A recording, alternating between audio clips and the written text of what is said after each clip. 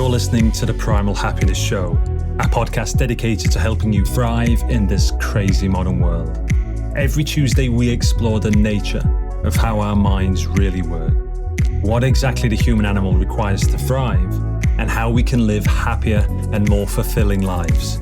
If you're new here and haven't yet taken our free class, then there's no better place to get a jump start on reclaiming your primal happiness. It's where we'll guide you step by step through our antidote to today's modern world. Simply head on over to primalhappiness.co/antidote to get the free class and discover how to thrive without having to move to a planet that's not so crazy as ours. But now, your host, Leanne Brooke-Tyler.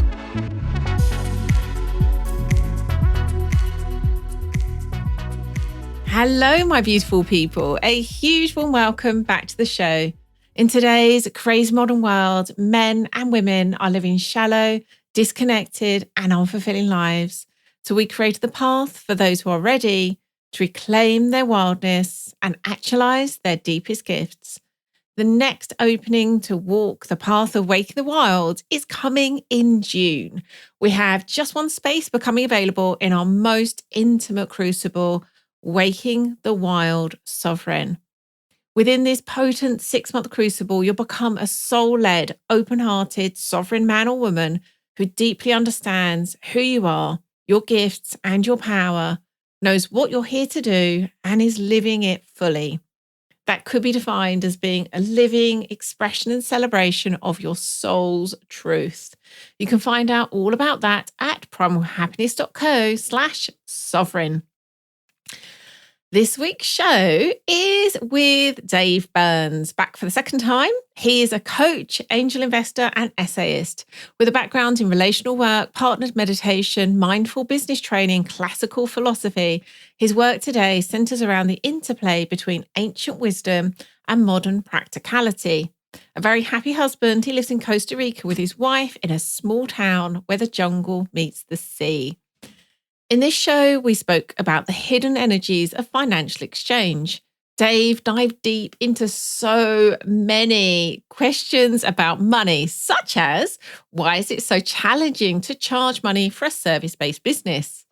And then why does it seem so easy to make money after a certain point? Why is it that I have so much trouble saving? Why does it vanish? How do I cultivate consistent habits without being controlling, restrictive, or self-abusive? Ultimately, this episode did an incredible job of illuminating the money landscape so we can choose to cultivate a conscious relationship with it. I absolutely adored this episode. You will hear how overexcited I got at several points. It really is such a helpful episode. Let's dive in. Hello, Dave. Welcome back to the show. It is a pleasure to be here. Oh, so good. And a really juicy topic. And I have no idea quite where we're going to go, but they're usually the best ones. Yeah, I'm looking forward to finding out. Me too. So we started with this kind of theme about the hidden energy behind financial exchange. And as we just started chatting before we started recording, we're talking about all sorts of things like self-control and questions that people have around how do I charge money for a service-based business? Why is it so hard? Trouble with saving. And it then became clear to me, at least, that where you were coming from was like an understanding of almost like the framework or the first principles of money that I actually don't think are in most people's view. And I would love if you could just, that's a big ask, I know, but just almost like lay out what you're talking about when you're referring to this kind of, or I'm almost imagining almost like this, like network, this kind of grid of money. Tell me how that looks to you. Yeah, not a small question. Sadly. So I guess I'll say a few things. One is, the realm of money is certainly an intensely multifaceted one. So to kind of explore the topic fully, we'd have to talk about some of the practicalities, like what money actually is, where it comes from, what it's used for. But then it's a heavily emotionally or energetically charged substance and theme. And it's easy when exploring, I'll say two things. One, people who tend to have kind of great expertise or knowledge concerning the practical elements or histories of money tend for the most part to dismiss some of the more important energetic qualities. Say, and then it's many of the experts who explore the more energetic side tend to miss out on some of the more practical pieces. There are exceptions. There are some amazing kind of experts and teachers who reside at the overlap. But in both worlds, in both conversations, I'd say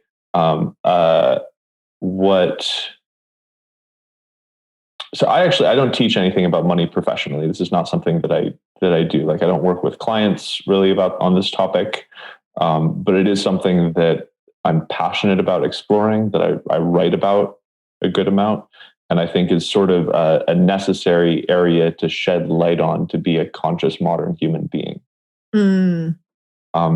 Being a conscious modern human being in this realm, we're sort of tempted to either, I would say, demonize money, either subtly or overtly, or to actually not even aggrandize it. I think, not a ton of people are actually like consciously pulled into that temptation. Most people understand that money is actually not the most important thing. I think that the opposite problem to demonizing money is to ignore its demons or to dismiss its shadows.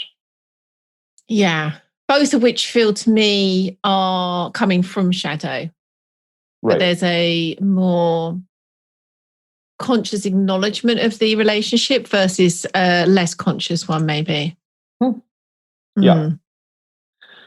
Yeah, that's beautifully said. So, like, personally in this realm, I've struggled with basically every part of the financial realm and business realm at some point intensely.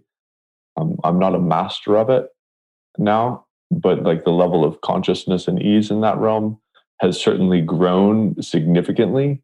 Kind of out of necessity,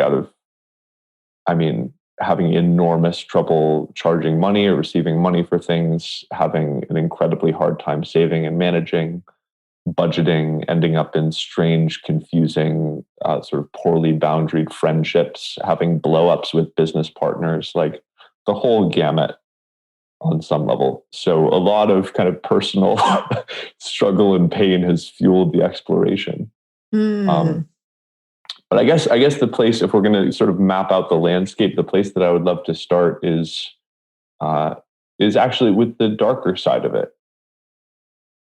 Because the conversation about the darker side in a way that doesn't simply demonize money, I think doesn't happen enough. No, I agree with that. Yeah, I'm really down with that. And I was just thinking how well meant the demonization is, which makes it even harder to see and talk to clearly. I was giving an example of a conversation I was having earlier with someone who's really committed to creating a conscious relationship with money and worked through so many places that there were blind spots and shadow, and then got to this place of reading a lot about capitalism and negative impacts. And it's kind of like, oh, now, and again, really well-intended, a person with a really big, good heart, wanting to do good in the world. And then it's kind of like, okay, I'm going to demonize it here. And that's the interesting thing to me, that demonization is coming from a really well-intended place. Yeah, I think so. Not only a really well-intended place, but a place with some real truth and wisdom. like not just compassionate care, but also intelligence. Yes, like yes. Sorry, I'm glad you said that. Yes, what didn't mean it's kind of well intended, but it's dumb as hell. But I love that you said that. Yes, there's some real intricacies here, isn't there? Yeah. Certainly. So, where to start? Where to start, indeed. I guess from a personal. I mean, we could start really global or really personal. Do you have any preference? Personal, please. Okay, great. So starting on a personal level, I guess the dark side of financial exchange that I personally encountered early on in my kind of entrepreneurial journey, the greatest challenge with was reluctance around being paid. Being paid for service-based work. Reluctance in especially saying numbers out loud or like directly asking people to pay me. And I read and I was mentored by some people, some amazing people on this topic specifically. But a lot of the messages that I was receiving were kind of like dismissing the reluctance to be paid as either coming from negative self-worth, coming from a lack of understanding that money is simply energy. Of basically, there are different mental models and frameworks that you can use to sort of bypass the difficulty of receiving money. But none of them quite satisfied me. Like I would memorize these little models and be like, I'm just charging what it's worth, or people have to pay me in order to respect my services and this kind of thing. And it was like helpful to a point, but there was this sort of underlying feeling that I was somehow pulling one over on myself. And can I just check, do you feel that those are at play with some people to some extent? Like not as in they are just nice answers, but they're not really getting at the truth, but as in for some people, those are the things in the way? Or do you think they're not? Yeah. I mean, those are definitely the things in the way for a ton of people, and they're useful things. They're not only useful, they're also true. Yeah. And at the same time, they're also not the whole picture. They're not the entirety of the truth. And so simply kind of like beating down resistance with exclusively those without honoring the truth of the resistance, I think is missing something. And I've kind of found the greatest sense of ease and fulfillment in this realm by doing my best to kind of shed light directly on like what is true about the feeling that there's something messed up about being paid. And the simple answer, I think, is that being paid consists of eating people. The cannibalization you mentioned before we started recording. Yeah. Okay. I don't mean that necessarily literally, but I also don't mean it in a. I'm glad. Just the fact that it's not literal, though, doesn't mean that it's not true. Okay. And say more. So money, I mean, you can talk about money as many different kinds of things. There are a number of different definitions we could use, but one simple definition emerges from a recognition of the sort of the fundamental cause of money's necessity, which is human death. Like having a finite cap on human lifespan means that there is a true aspect of scarcity or of value from scarcity that's built into human life. Like we have a finite number of of minutes to spend on different things, and you can't get them back after you spend them, which means that there's a preciousness to them. There's a real value in them that derives directly from the fact that they're capped. And out of that fact emerges a couple of things. One is like the possibility of love, of acts of love, of giving oneself, but also the necessity of a certain element of fairness or reciprocity. Meaning if someone does something for someone else, that always takes up something that cannot be regained. There is something permanently lost every time anyone spends time doing anything for anyone else. When you make a cup of tea for your partner, like, you're going to die one cup of tea sooner. And that fact means that, we can all sense it's a little bit messed up if there isn't some sort of balance or equality in what people are losing. Fairness is really, in this context, like people losing roughly equal amounts. So one of the ways that we kind of store or measure and quantify the amount of time and energy that we're spending on each other is through money. And in that sense, money is a kind of store of life force, of finite life force energy. This is blowing my mind. I feel like I ought to have seen this, but it's like I feel like I've seen bits of this, but definitely not in the way you're talking about it. And my mind's going like, did I know this? I don't think I knew it like this. Did I know this? This bit feels familiar. I love this. Keep going. Yeah, it's something I don't think it's discussed enough, the kind of first principles of this stuff. So because of that, I'd say money has this quality of, some people say it's a store of value, but what that really means is a store of human life. It's a store of human life. And ordinarily, when you have two different living beings, let's say like a cat and a bird, and one of them has their store of life go down, and the other one, like say the bird, the other one has its store of life go up, like the cat.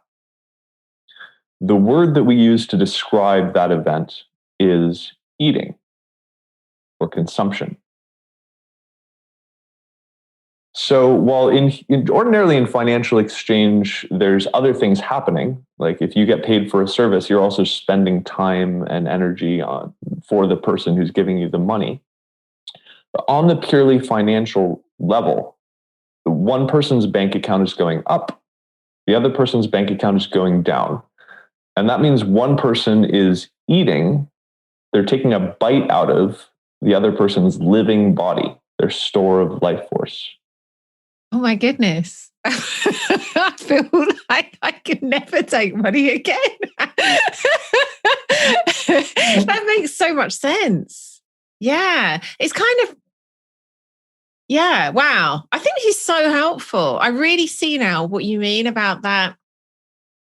Even if you've walked the path to get to a place where you feel generally pretty good with receiving money, with a sense of like, this is a fair value exchange. It's like, as you're talking, there's a familiarity and like, I kind of do feel what you're talking about. There's still this kind of funny feeling like what you're saying sounds true, which is clearly as gross as hell. You now need to save us, Dave, because like no one's ever going to be able to take any money ever again after listening to this. Well, this might not make the picture any prettier, but please tell me this has a happy ending. But maybe I don't know if this kind of softens things at all, but we'll say with a service-based business, let's say you're selling, for instance, consulting services of some kind, and you charge money, and that means you take a big bite out of your client and you eat it up and you live longer as a result. You have more life force in your system as a result. When that happens, Can I just stop you there? Why do you have more life force? I get that you're taking, gives you more money, I suppose, but you don't literally add years onto your life, do you? You do add years or months to the container of life force that is in your system. Oh, because it can be exchanged for other things, which... yes, okay, that makes sense. Yeah. Precisely. And that that does have in effect the effect of extending your life force by meaning that you don't have to spend time that you otherwise would on creating things for yourself. For instance, when you receive $100, you no longer have to spend an enormous amount of time planting and tending to and harvesting food. And in that sense, you've saved time, which means you've functionally extended your lifespan. Yes, that does make complete sense. I think because we're so disconnected from that cycle of life, from the natural world where we would need to go out foraging, hunting, whatever, growing, it's not always as obvious, the link where you are saving that time and energy. But yeah, that makes complete sense. Like the clothes that you and I are wearing right now, these would take me, not just to make, but the years I would have to pour into learning how to create these clothes or something approximating them, and then to gather the materials, and then to actually make them. I can spend $35 instead, takes 5 minutes on Amazon, and have the exact same effect. The reason I can do that is because I received time from someone, life force. So the reason that's happening, though, the reason why I'm consuming someone's life force is because they are also consuming mine, not in the form of money, in a much more direct way. They're taking my time and energy. Yes. And they're taking, in a way, not just my time and energy in the moment, but they're taking kind of echoes of or strands of the time and energy that poured into cultivating the skills that are being poured into the time and energy now. It's not just like the hour that I'm spending with them. Yes, it really makes sense. Yeah, going back to the famous Picasso quote. Yeah, that beautiful napkin thing. So what that means is you're not just going around taking bites out of people. People are also simultaneously taking bites out of you. Which means essentially there are two fundamental forms of resistance that could get in the way to a beautiful financial exchange happening. One is resistance to eating people. If anyone ever just dives into this episode, fast forward.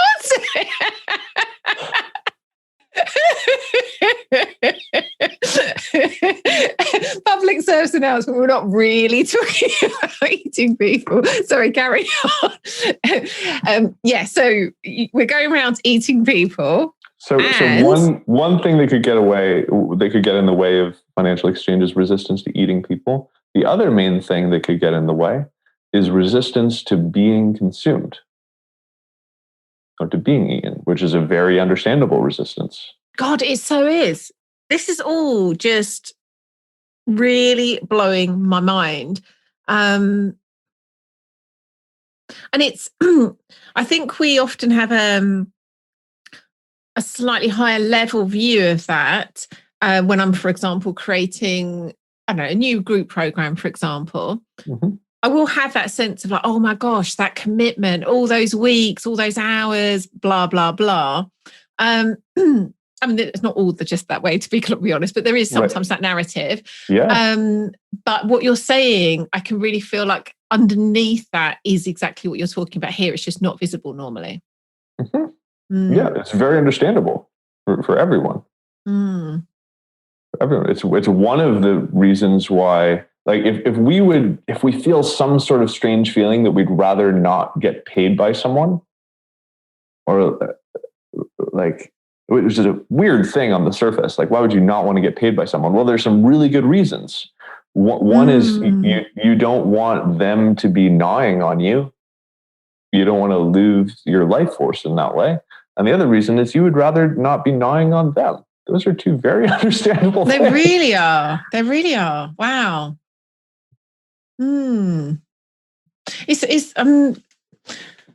I spend a lot of time looking at Indigenous cultures and, really how humans have lived most of the time on the planet. And when I think about what we're talking about here, I don't think it does apply as much in Indigenous cultures. There's a lot more of a direct relationship towards, going out and hunt. There might be a little bit from, for example, men predominantly going out hunting, bringing back to the women.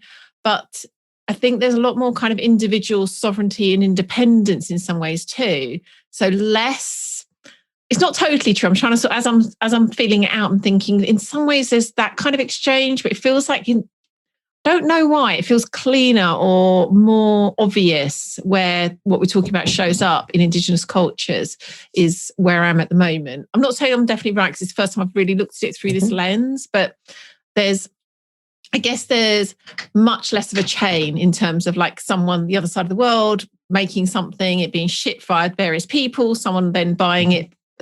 There's obviously that level of complexity is taken out. So, I find it interesting. There's certainly something much more direct about mutual consumption of energy, both between human beings and also between human beings and animals and plants. Yes. Particularly animals. Like you can't hide from. Go ahead. Sorry, you just that I think that's. I love that. What we tend to see in Indigenous cultures is that not just knowledge of what you're talking about here, but real consciousness and a sacred relationship to it. And so, yes, there is consumption, but with an understanding of the relationship to the thing that's being consumed and to the whole. And again, with that real respect and honoring of what's happening there. That's what's lacking, but mainly because we have no flipping idea that this consumption is going on. Yeah. Exactly. It's very obvious if you're actually killing animals yourself. Yes. And then eating them directly, and you go through that process. Like there's nowhere to hide from the reality of this incarnation that life is consuming life. And so if you're going to be happy, have any sense of fulfillment, then your happiness and fulfillment has to include coming to terms with that fact in a beautiful way. That is not the case. We have infinite opportunities to avoid this. Very few of us actually see an animal get killed. The food that comes to us looks nothing like an animal. And so the reality of life consuming life is hiding in the shadows, understandably, because it's an uncomfortable fact. But by lurking in the shadows, it's also kind of subtly controlling all of our behaviors and giving this sort of strange background sense that something is horribly wrong, which it sort of is. But if that thing that's horribly wrong, life-consuming life, is not hiding in the shadows, if that's purely in the light of day, then it becomes a fact that's inextricable from spirituality or from cosmology, one's greater sense of the whole. There's actually, this is sort of a sensitive topic, but there's one world-dominating spiritual tradition right now that holds the consumption of human life by other humans is pretty front and center, which is Christianity. The founder of Christianity is very famous for telling everyone to eat his body. That's kind of one of the things he's best known for. It's like some of his last, he says, everyone, all of you eat my body, which is a kind of trippy thing to say, but it's kind of like it's an attitude that makes sense because your body's already being eaten by everyone. All of your loved ones are consuming you all of the time, all of your friends and families and clients. So if you're really going to be happy, that had better be willing. Like you'd better be fully down with that fact and do it with consciousness and love. Yeah. Oh my gosh. I love this. So, really, just by bringing this into the light, and I say just by, not saying that's kind of like instant act and ta-da, everything's fixed, but really what I'm seeing here, and again, looking at the natural world, it really is like bringing this into the light, having a conscious relationship to what's actually happening in itself starts to transform this kind of like slightly out of our awareness, icky feeling into something that is a sacred act, is a conscious sacred act, part of being in life in this planet. I love the way you said that. Thank you. I didn't love how I said it, so I'm glad you did. That's one of the reasons why there are certain movements right now that have an attraction to returning to cultivating one's own food, like only eating meat that one is hunted. You can feel that there's something more honest about that. For sure. Yes, that's what I was just thinking earlier, because where we're looking at these things elsewhere in rewilding work and things like that, that really makes sense. But it's still, sometimes it can be done with almost like, and therefore we can avoid money, rather than including that. Yeah. Yeah, it's an amazing practice. Preparing your own food, hunting or gathering your own food, I think it's an amazing money consciousness practice.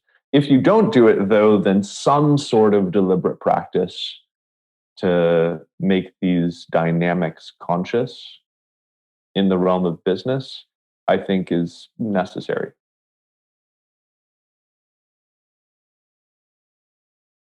How would you, I think even just having what you've just talked about illuminated in itself is really powerful. What would you suggest in terms of practices to continue to deepen into that awareness? Yeah, there are a few different things you can do. One is connected to physical eating. So since you eat every day, this is a kind of easy practice to weave in. But having prayer is one of the ways that this is traditionally done. You can have verbal prayer connected to it, certainly, but it's not necessary. Having a deliberate, moving meditative practice at meal times, for instance, like one meal per day, where you visualize the life of all of the plants and or all of the animals that you might be consuming, and then all of the life force of the people who poured their time and energy into getting them to you, and then feel yourself eating all of that and receiving that life force, very directly receiving the life force of those plants, animals, and people. And the plants, even if you're just a vegetarian, the plants are very hard workers, and they did nothing wrong. Animals, there are a ton of studies right now that have been coming out. It's a whole kind of movement in the plant intelligence world, mapping out some of the clear sensory capacities that plant life has. You don't avoid the pain of this problem by being vegetarian. No, believe me, I'm vegan and I have been for nearly 25 years, believe it or not. And I don't think I've got a get out of jail free card on this. I would love to, but I don't. Veganism, though, I think it is a way it's a beautiful answer to kind of mitigate some of the harsher aspects of mutual consumption. It is. Yes, but I don't think, I don't honestly think, it's interesting, but it's a whole nother, it is definitely related, but it's a whole nother tangent. I've got many friends in the vegan world, and I've also got many friends in the rewilding community. And I just see that there's no kind of easy answer here. There isn't a way of opting out of that cycle of life. You're in it one way or another. Very well said. Very well said. So eating, awareness of the life force that you're consuming while eating it. Mm-hmm. A really intense version is imagining that that you're eating it whilst it's still alive. But you can also just imagine the stories of its life up until that point is one simple way. There are versions of, do you know traditional metta meditation? Remind me though, because I don't think So there are different translations of it that people use, but metta is usually translated as loving kindness meditation, the form of Buddhist meditation for cultivating a state of loving kindness. It ordinarily involves wishing some sort of freedom and happiness for different beings. Often in traditional metta practice, you start with yourself, and then with someone you love, and then with a neutral person and someone who's more difficult, and then maybe all beings. But it ordinarily involves silently reciting a phrase along the lines of, may I be peaceful, may I be happy, may I be well. People use different translations. And then may you be peaceful, may you be happy, may you be well. Beautiful meditation, one of my favorites. I do it daily. But if you're hoping to kind of dive deeper into developing a consciousness of these financial energetics, then there are sort of modified metas that you can do. Still with a disposition of benevolence, but using words that pull this sort of problem or mystery to the center. So you can, for instance, do silent mantra practice of may I be consumed, may I be devoured, may I be received. May you be consumed, may you be devoured, may you be received. As a daily meditation practice, or as a meditation practice connected to sending invoices, or directly before a call with a client where you'll be making a proposal. I love this so much. Like so much more than I thought. I mean, I knew we were going to have a cool conversation, but this just feels so fundamental.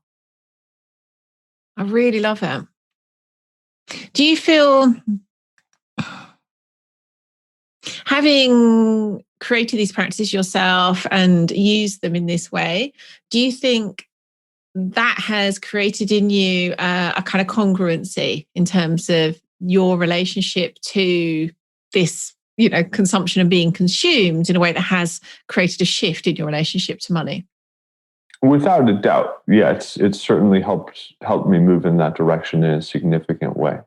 I can't say that any of these practices have made me, I'll say, comfortable with the financial realm. That's not quite the word that I would use to describe it. I don't have the kind of comfort with finances that certain friends of mine do, who spend less time exploring this kind of thing, who kind of prefer keeping it a little simpler and not kind of looking under the bed. But I don't really want to have comfort with financial exchange. I don't really want to have comfort with these dynamics. I don't really want to feel comfortable about the fact that I eat living beings.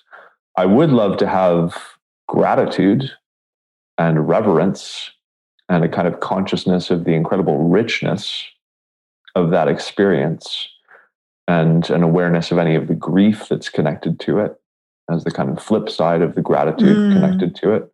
I would love to have the capacity to fully appreciate people who pay me in the way that I feel like I only can if I understand that they're giving me some of their life force. It's a finite thing. And that's incredible. And the same thing for things that I eat. That doesn't make me feel comfortable, but it does make me feel very, very deeply grateful and reverent. Yeah, I'm really with you there.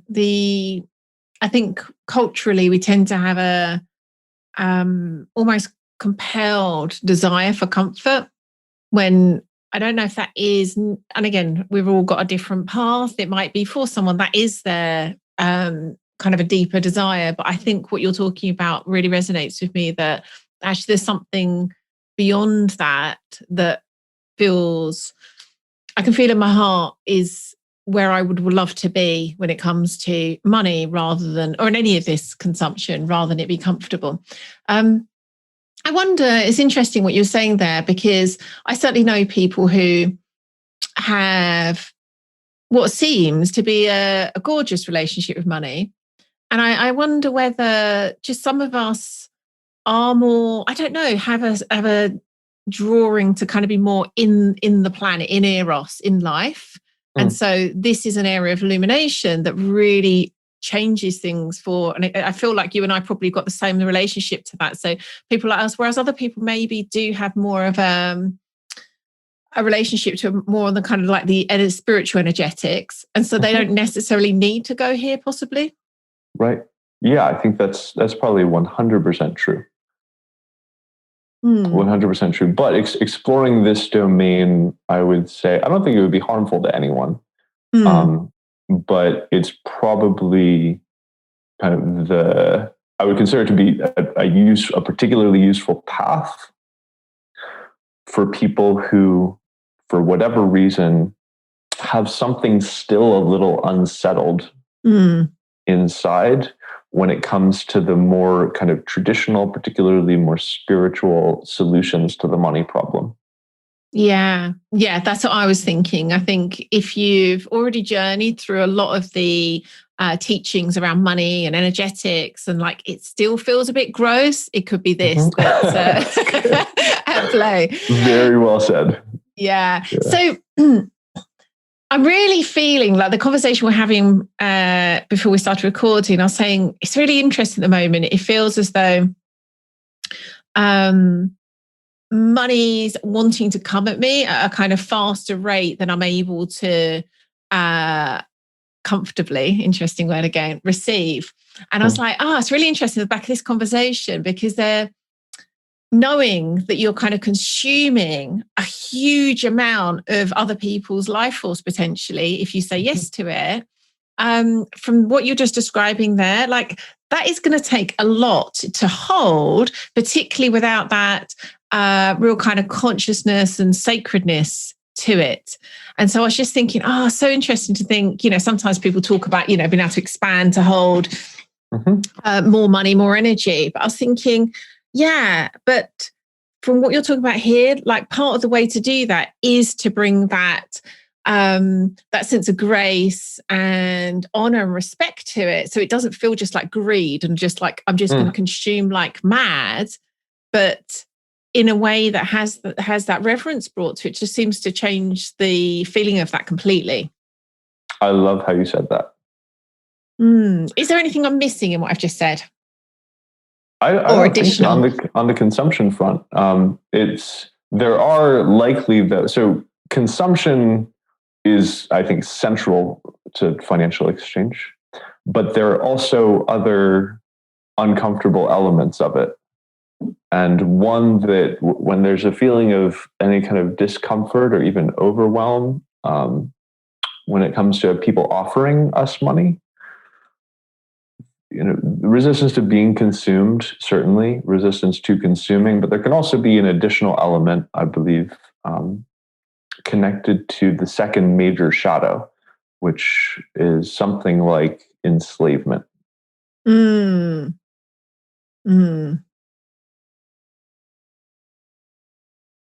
And that being the person potentially receiving the money becomes enslaved to it and to the people paying them. Yeah. Ironically, given slavery usually is connected to not money. That wasn't very well said, but you know what I mean. Slavery is usually connected very directly to money in the sense that you're fully purchasing a person. Traditional human trafficking is it's one of the biggest money markets in the world right now. Top three, I think it's the top illicit market in the world. There's like the most money is held up with human trafficking still. Gosh. So it's definitely, I mean, if you believe in kind of energy accruing on physical objects, then money definitely carries the energy of human trafficking for sure, and the drug trade and all sorts of things. But even you could say more simply, like if you enter into a legal contract with someone, what's a legal contract? A legal contract is a contract with the law behind it. And law is a set of behavioral guidelines enforced under threat of force, of material force. That's what distinguishes law from other guidelines, is that there's the possibility of the quote unquote legitimate use of violence connected by police or even the military. That's what holds law in place.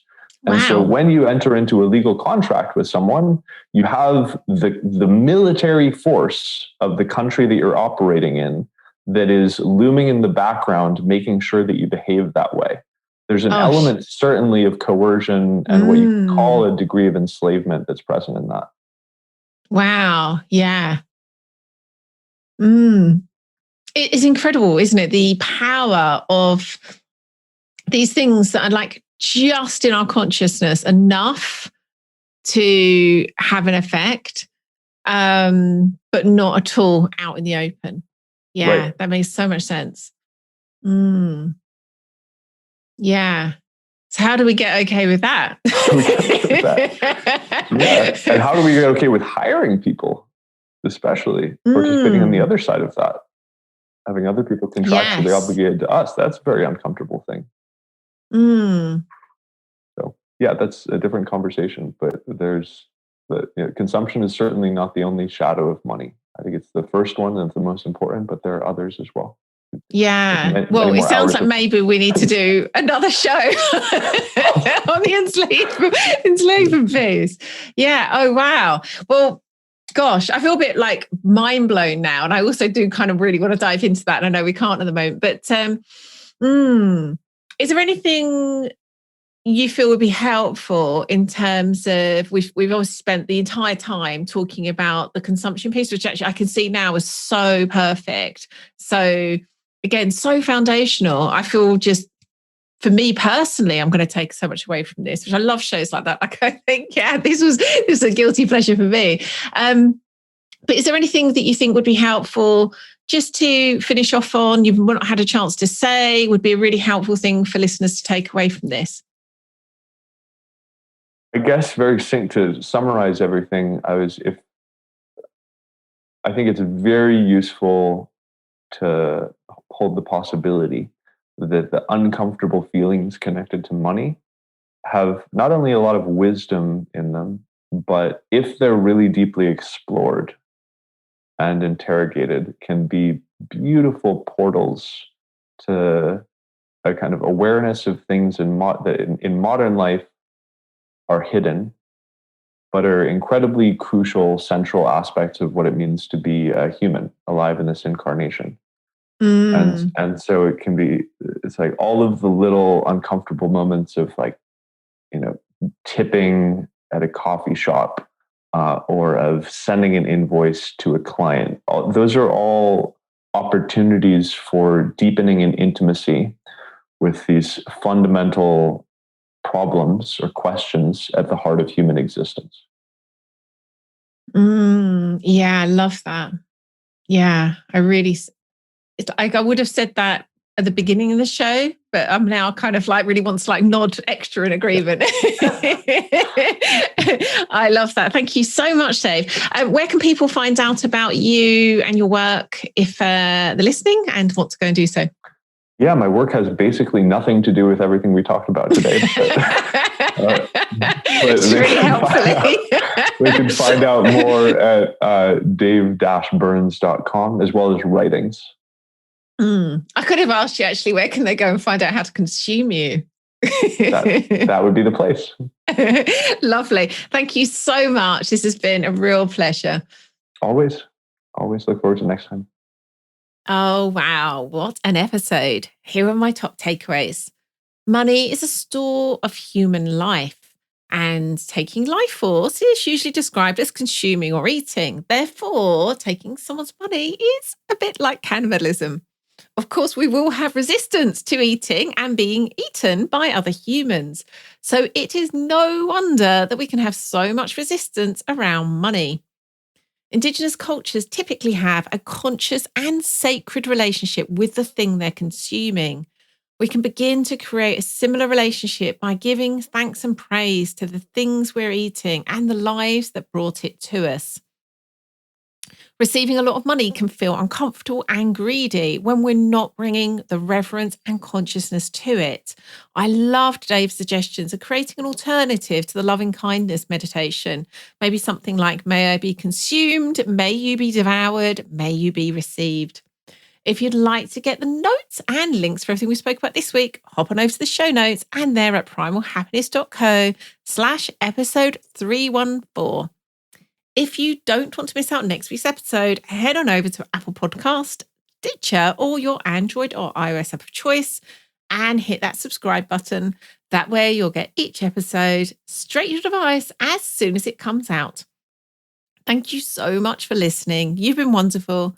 Catch you again next Tuesday.